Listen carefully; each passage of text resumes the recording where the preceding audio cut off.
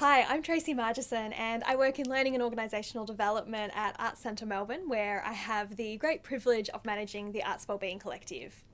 I want to share with you today a hot tip about how to use your creative thinking skills to manage your stress response. You might have heard of the term fight or flight, which refers to your body's survival mechanism when it's faced with danger. So when our ancestors were faced with a saber-toothed tiger, their body would prepare them to either fight or run away. You've probably experienced the feeling before, so fight or flight triggers our sympathetic nervous system. Adrenaline races, your heart rate increases, your breathing speeds up, your pupils dilate to let in more light, your body becomes tense and ready to take action. Blood will flow to your big muscles, so your legs, your arms. You might even go a bit pale, and your body's blood clotting ability even increases in case it needs to prevent excess blood loss in the event of an injury. It's a pretty cool thing that our bodies can do if you're facing a saber-toothed tiger.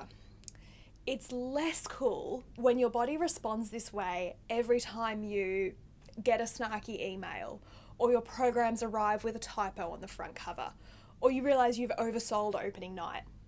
Your body kicks in fight or flight automatically, but not always accurately. Your brain's designed for survival, and if we let it, it will operate naturally in survival mode, constantly identifying and magnifying potential threats, chronic stress. When it's in this state, it looks for the path of least resistance, what to do right now, easily. And that's not the state of decision making that you want to be in when you're faced with stressful moments at work. That sense of run away, ignore it, or worse, blame someone else, start yelling, start crying. What you want to bring to the fore in response to stressful situations is your creativity.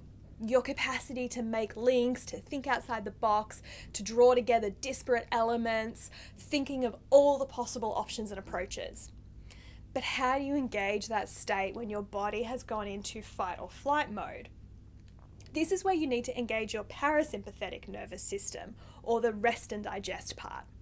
You want your body and brain to go, okay, something's happened, it's not the end of the world, there'll be lots of ways to sort this out, what are some approaches?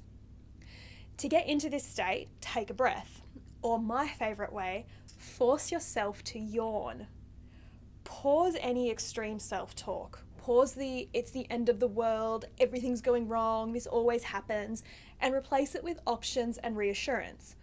I'm creative, I'll work this out, I'm supported, there's lots of ways we can solve this, it's not the end of the world. Then proceed with your decision making.